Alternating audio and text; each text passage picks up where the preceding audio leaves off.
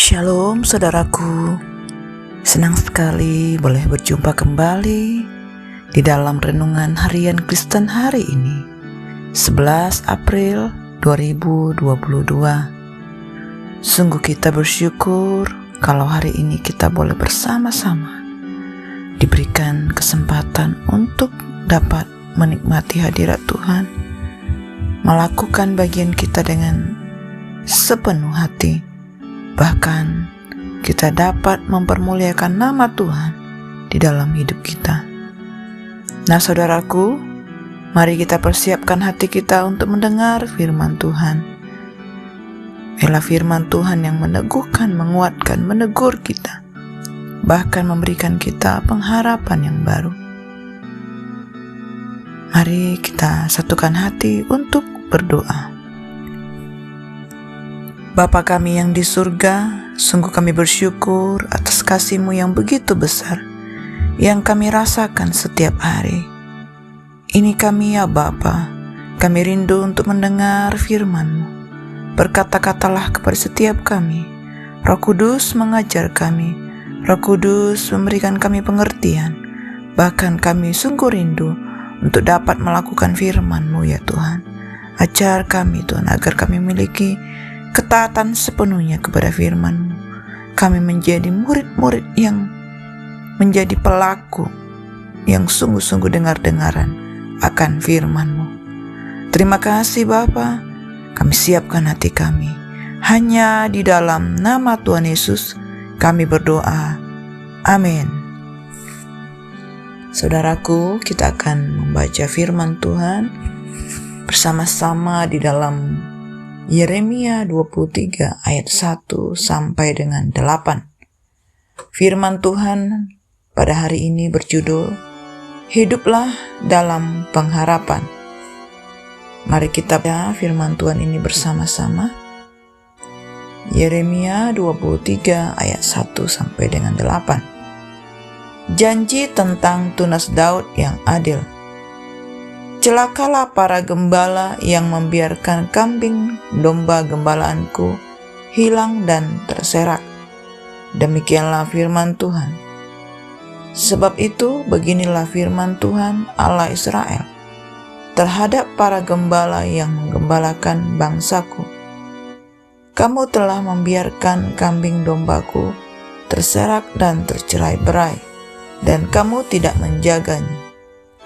Maka ketahuilah, aku akan membalaskan kepadamu perbuatan-perbuatanmu yang jahat. Demikianlah firman Tuhan. Dan aku sendiri akan mengumpulkan sisa-sisa kambing dombaku dari segala negeri kemana aku mencerai-beraikan mereka. Dan aku akan membawa mereka kembali ke padang mereka. Mereka akan berkembang biak dan bertambah banyak. Aku akan mengangkut mereka atas gembala-gembala yang akan menggembalakan mereka, sehingga mereka tidak takut lagi, tidak terkejut dan tidak hilang seekor pun. Demikianlah firman Tuhan. Sesungguhnya waktunya akan datang, demikianlah firman Tuhan, bahwa aku akan menumbuhkan tunas adil bagi Daud. Ia akan memerintah sebagai raja yang bijaksana dan akan melakukan keadilan dan kebenaran di negeri. Dalam zamannya, Yehuda akan dibebaskan dan Israel akan hidup dengan tentram. Dan inilah namanya yang diberikan orang kepadanya, Tuhan keadilan kita. Sebab itu demikianlah firman Tuhan. Sesungguhnya waktunya akan datang bahwa orang tidak lagi mengatakan, demi Tuhan yang hidup yang menuntun orang Israel keluar dari tanah Mesir, melainkan demi Tuhan yang hidup yang menuntun dan membawa pulang keturunan kaum Israel keluar dari tanah utara dan dari segala negeri kemana ia telah mencerai-beraikan mereka. Maka mereka akan tinggal di tanahnya sendiri. Amin.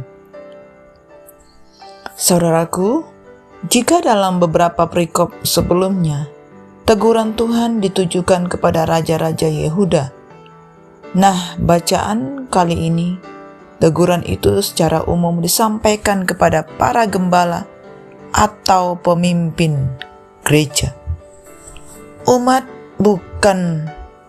Gembala bukanlah sekedar pemimpin di dalam kerajaan atau pemerintahan, tetapi juga sebagai pemimpin keagamaan. Mereka lah yang disebut telah menyebabkan kambing domba Allah tercerai-berai. Memang benar, umat Yehuda berulang kali jatuh ke dalam penyembahan berhala karena ajakan yang dilakukan oleh para pemimpin mereka. Penghukuman Tuhan juga akan dinyatakan kepada pemimpin jemaat masa kini, yaitu mereka yang menipu dengan khotbah-khotbah yang meninabobokan umat, khotbah-khotbah yang isinya hanya janji berkat, sementara dosa tidak ditegur dan kebenaran serta keadilan tidak disinggung-singgung, adalah khotbah palsu. Lebih celaka lagi kalau para pemimpin itu justru memanipulasi umat untuk memperkaya diri. Kita harus meneladani Kristus, Gembala Agung yang memimpin setiap orang datang kepadanya, kepada Allah Bapa. Mari kita renungkan bahwa Gembala Agung akan datang dan menghakimi gembala-gembala palsu yang menyesatkan domba-domba milik Allah. Peristiwa kejatuhan Yehuda dan pembuangan yang mereka alami adalah konsekuensi dari dosa yang berulang terjadi dari generasi ke generasi. Namun Tuhan Allah tetaplah Tuhan yang penuh kasih. Pada waktunya, Tuhan akan mendatangkan pemimpin yang menegakkan keadilan dan kebenaran. Akan tiba waktunya, umat akan dikumpulkan kembali dari tempat pembuangan mereka masing-masing. Peristiwa itu bahkan lebih besar daripada peristiwa keluarnya bangsa Israel dari tanah Mesir yang dipimpin Musa. Dalam sejarahnya, sejak kejatuhannya dari Babel dan Asyur, kerajaan Yehuda tidak pernah lagi kembali seperti sedia kala sampai sekarang. Namun, bukan berarti janji Tuhan tak terpenuhi. Kita meyakini bahwa Yesus Kristuslah tunas Daud yang dijanjikan itu. Tuhan Yesus mengatakan bahwa kerajaannya bukan dari dunia ini. Dan terjadilah penggenapan nats ini, bahwa kehadiran Raja baru ini akan jauh lebih besar daripada peristiwa keluaran.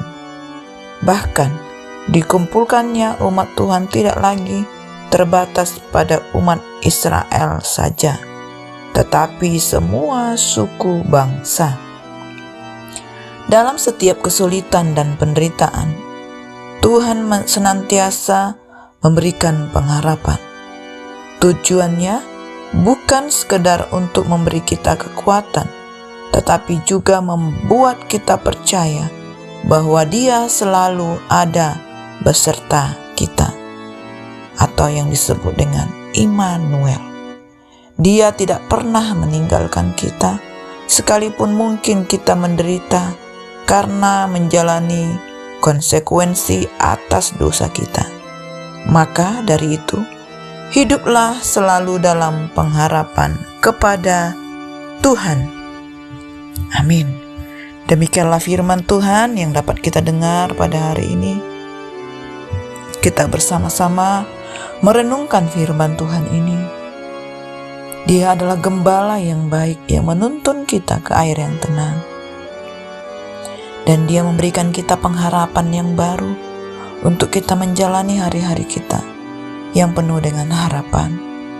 Kita percaya setiap janji Tuhan pasti digenapi dalam kehidupan kita apabila kita tetap setia sampai akhir.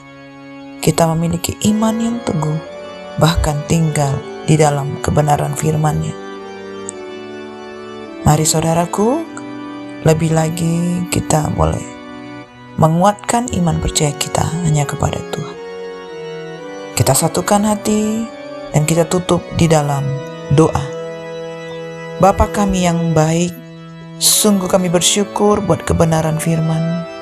Kami percaya firman yang terus menguduskan kami, membenarkan kami, membawa kami masuk di dalam rencana Tuhan, semakin mengerti akan kehendak Bapa dalam hidup kami.